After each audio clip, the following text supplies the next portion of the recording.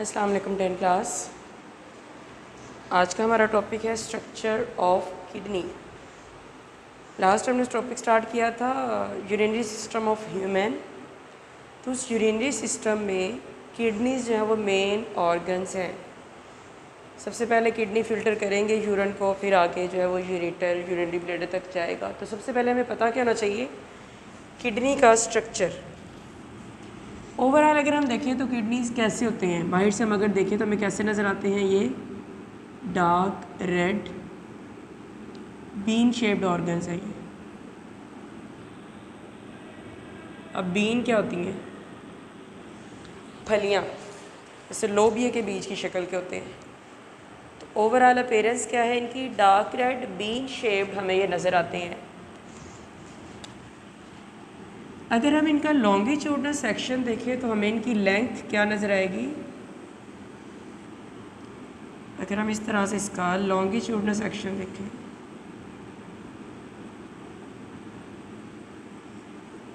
इस तरह लंबाई में अगर देखें तो तकरीबन ये कितने होते हैं, 10 centimetre long, 4 centimetre wide, 5 centimetre wide. लंबाई कितनी है, 10 सेंटीमीटर, चौड़ाई कितनी है, 5 सेंटीमीटर, और थिकनेस कितनी है ओवरऑल, 4 सेंटीमीटर। ओवरऑल जो इनकी थिकनेस है वो कितनी है, इनकी गोलाई कितनी है ओवरऑल, वो है 4 सेंटीमीटर। हमारी जो वर्टिब्रल कॉलम है उसके दोनों तरफ एक एक किडनी प्रेजेंट होता है, डायफ्राम के बिल्कुल नीचे होते हैं। हमने पीछे लंग्स और डायफ्राम पढ़ा, तो उसके बिल्कुल नीचे ये हमारे दोनों किडनीज मौजूद होते हैं। और इनमें से जो हमारा लेफ़्ट किडनी है वो थोड़ा सा ऊपर होगा, left kidney is little higher than right kidney. जो बायां वाला जो किडनी है वो थोड़ा सा ऊपर होता है दाएं वाले की निस्बत। उसके बाद हम इनके मेन स्ट्रक्चर पर आते हैं। वो वाली साइड जो वर्टिब्रल कॉलम को फेस कर रही होती है उसमें इस तरह सेंटर में एक डिप्रेशन लाइक ये गड्ढे जैसी जगह है जो डीप होती है, इस जगह को कहते हैं हाइलस। ये वाली जगह क्या कहलाती है, हाइलस। ये वो जगह है जहाँ से आर्टरीज़ वगैरह वेन्स इसी जगह से निकलती हैं, इसी जगह से यूरेटर जो है वो निकलता है। ये वो पॉइंट है जहाँ से तमाम वेसल्स इसी जगह से एंटर होती हैं, इसी जगह से बाहर निकलती हैं। इसके अलावा अगर हम अंदर का स्ट्रक्चर देखें सारा, इसके अंदर और क्या क्या कुछ होता है।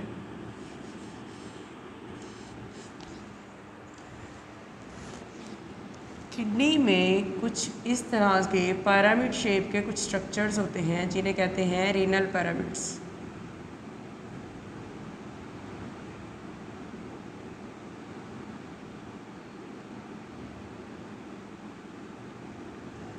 क्या चीज़ है, कुछ पिरामिड शक्ल के, मखरूती शक्ल के कुछ स्ट्रक्चर्स हैं जिन्हें कहते हैं रीनल पिरामिड्स। ये सारे क्या हैं, renal pyramids. Renal word use होता है किडनी के लिए, साइंटिफिकली टर्म यूज़ करते हैं हम रीनल। तो ये जो पिरामिड शेप स्ट्रक्चर्स हैं इन्हें कहते हैं रीनल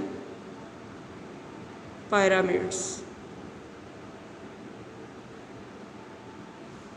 तमाम रीनल पिरामिड्स प्रोजेक्ट होते हैं यहाँ पर आकर एक फ़नल शेप कैविटी बना देते हैं। ये देखिए इस तरह की एक फ़नल शेप कैविटी बन जाएगी जिसे हम कहते हैं फ़नल। आपने देखी होगी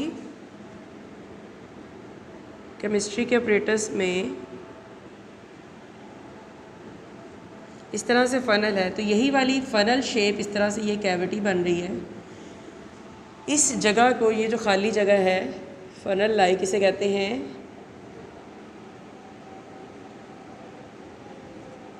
रीनल पेल्विस। ये जो पिरामिड शेप स्ट्रक्चर्स हैं इन्हें कहते हैं रीनल पिरामिड्स। जो फ़नल शेप कैविटी दरमियान में खाली जगह बनती है उसे कहते हैं रीनल पेल्विस। और वो जगह जहाँ से यूरेटर्स, आर्टरीज़ और वेन्स वगैरह आ जा रही होती हैं उस जगह को कहते हैं हाइलस। उसके अलावा अगर हम देखें इसका मेन इसके पार्ट्स, बाहर से देखें इसका जो आउटर पार्ट है, बाहर से हमें कैसा नज़र आता है किडनी? Dark red. इसके बाहर वाले पार्ट को कहते क्या है? जो आउटर पार्ट है उसे कहते हैं रीनल कॉर्टेक्स। इसका जो इनर पार्ट है अंदर से देखें अगर, तो वो कैसा होता है? इनर पार्ट पेल रेड होता है, पीला सा येलोइश सा रेड होता है। वो रेड है लेकिन कैसा है? प्रॉपर रेड नहीं है बल्कि येलोइश सा रेड होगा। तो इनर पार्ट जो होता है वो कैसा होता है? पेल रेड।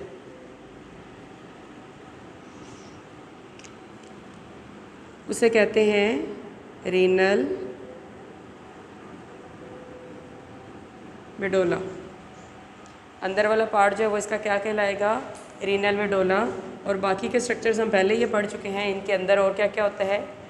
अंदर कुछ इस तरह पैरामिड शेप स्ट्रक्चर्स हैं जिन्हें रीनल पैरामिड्स कहते हैं। उसके बाद पैरामिड सारे लाकर जो भी अपनी सिक्रीशंस हैं वो एक फनल शेप कैविटी सेंटर में, खाली कैविटी कहते हैं खाली जगह को, एक कैविटी सी बनती है फनल शेप, उसे कहते हैं रीनल पेल्विस।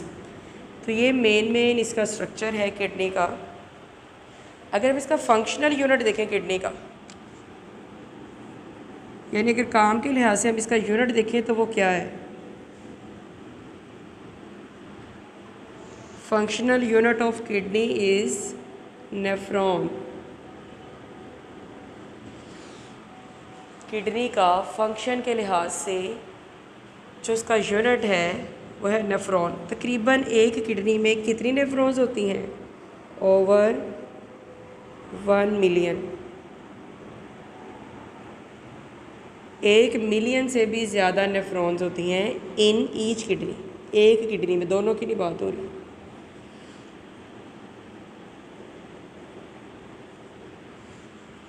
एक किडनी में तकरीबन 1 मिलियन से भी ज़्यादा नेफ्रॉन होती हैं। और 1 मिलियन किसके बराबर होता है? 1 मिलियन में होते हैं तकरीबन 10 लाख। यानी एक किडनी में हमारे 10 लाख से भी ज़्यादा नेफ्रॉन्स होती हैं। अब ये नेफ्रॉन करती क्या है? हम इनका स्ट्रक्चर देखते हैं। नेफ्रॉन का स्ट्रक्चर देखते हैं, नेफ्रॉन कैसे होती है।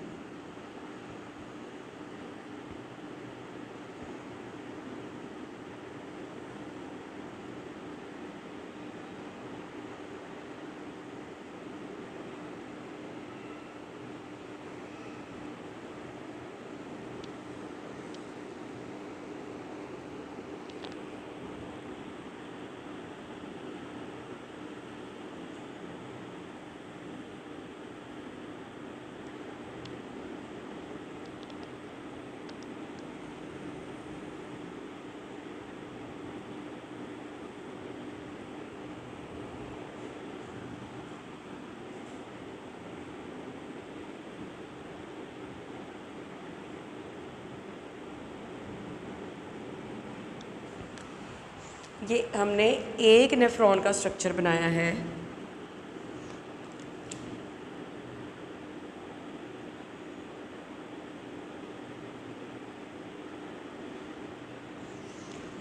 अब होता क्या है, जब एंटर होती है आर्टरीज इस तरह से लेकर आ रही है ब्लड को,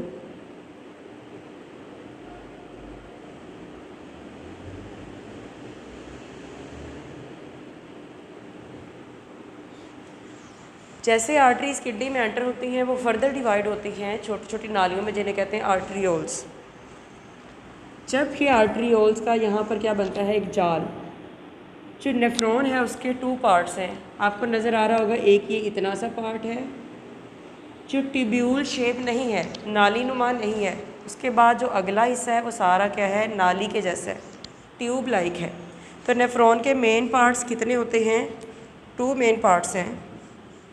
जो एक नेफ्रॉन है उसके मेन पार्ट्स कितने होते हैं? 2।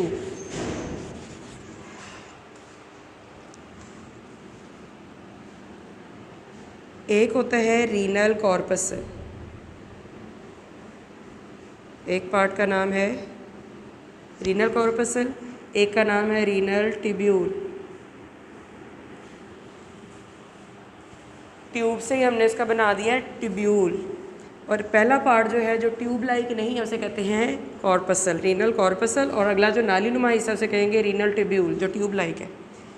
जो रीनल कॉर्पसल है उसके फर्दर आगे फिर पार्ट्स हैं दो।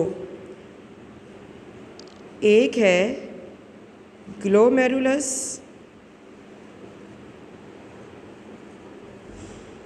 और दूसरा पार्ट होता है बाहर जो कप लाइक स्ट्रक्चर उसे कहते हैं बोमेन कैप्सूल।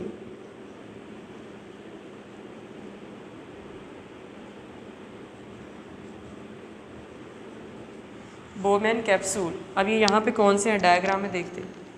ये जो अंदर इनका वेसल्स का जो जाल है इसे कहते हैं सारा, ये क्या है, ग्लोमेरुलस।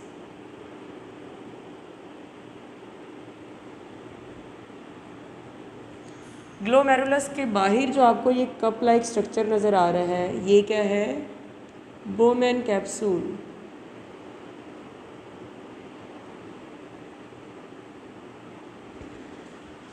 ये पहला पार्ट हो गया नेफ्रॉन का रीनल कॉर्पसल वाला। कौन सा पार्ट हो गया, रीनल कॉर्पसल। उसके दोनों पार्ट अंदर ग्लोमेरुलस और बाहर cup like structure Bowman capsule हो गया।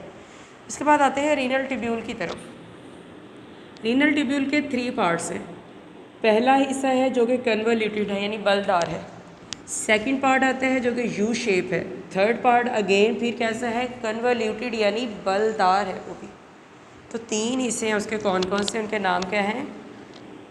फर्स्ट पार्ट जो कि कन्वोल्यूटेड है उसका नेम है प्रॉक्सिमल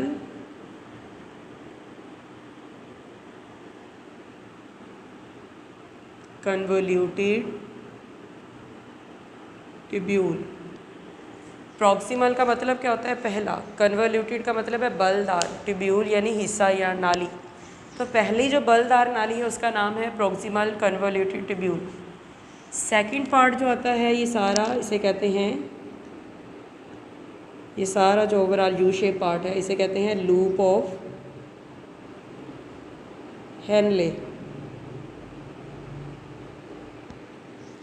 थर्ड पार्ट जो कि अगेन फिर से बलदार है उसका नाम है, ये जो यहाँ तक जो सारा पार्ट है इसका नेम है डिस्टल कन्वोल्यूटेड ट्यूब्यूल।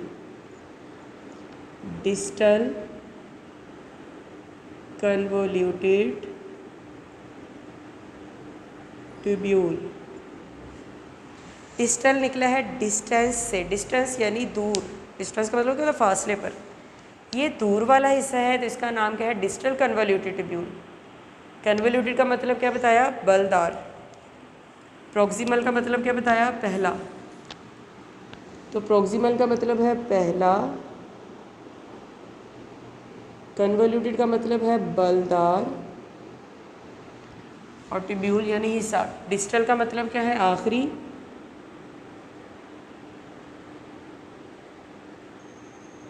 और कन्वोल्यूटेड का मतलब फिर क्या है, बलदार। पहला बलदार हिस्सा और ये आखिरी बलदार हिस्सा। दरमियान में क्या है, यू शेप स्ट्रक्चर जिसका नाम है लूप ऑफ हेनले। ये जो लूप ऑफ हेनले है इसमें एक साइड पर हम अगर देखें नाली जो है आने वाली जो है उसे कहते हैं डिसेंडिंग लिम्ब। तो इसका ये वाला लिम्ब है इसे कहते हैं, इस साइड पर ये इसका है डिसेंडिंग लिम्ब।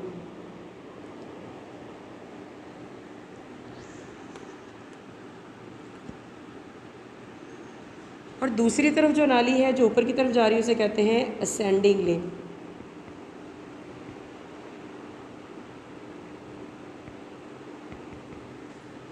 ठीक हो गया। तो ये मेन से इसके पार्ट्स हैं। सबसे पहले हमने रीनल कॉर्पसल देखा जिसके 2 पार्ट है। अंदर वाला जो नालियों का गुच्छा है, जो वेसल्स का जाल है उसे कहते हैं ग्लोमेरुलस। उसके बाहर है कप शेप स्ट्रक्चर जिसे कहते हैं बोमेन कैप्सूल। उसके बाद ट्यूब्यूल शेप स्ट्रक्चर स्टार्ट हो जाता है जिसका नाम है, फर्स्ट पार्ट का नाम है प्रॉक्सिमल कन्वोल्यूटेड, दूसरा यू शेप स्ट्रक्चर है loop of Henle, third again convoluted part है डिस्टल कन्वोल्यूटेड ट्यूब्यूल। इसके बाद नेफ्रॉन कहाँ जाके ख़त्म होती है, इसके बाद नेफ्रॉन अपनी जो सिक्रीशन है, जो उसके पास वेस्ट मटेरियल होगा वो दे देगी आगे कलेक्टिंग डक्ट को। तो ये क्या है आगे, कलेक्टिंग डक्ट। उसके नाम से ही पता चल रहा है कि डक्ट कहते हैं नाली को, कलेक्टिंग यानी कलेक्ट करने वाली। यहाँ पर मुख्तलिफ नेफ्रॉन लाकर इसको देंगी अपना वेस्ट।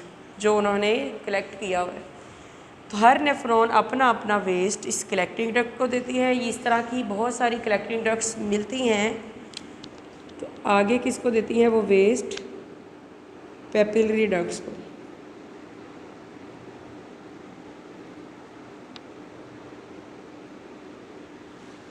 फिर पेपिलरी डक्ट्स आगे दे देती हैं यहाँ रीनल पेल्विस में, और रीनल पेल्विस से आगे चलता है तो यूरेटर लेकर चलता जाता है यूरिनरी ब्लेडर के पास। ये ओवरऑल स्ट्रक्चर था किडनी का।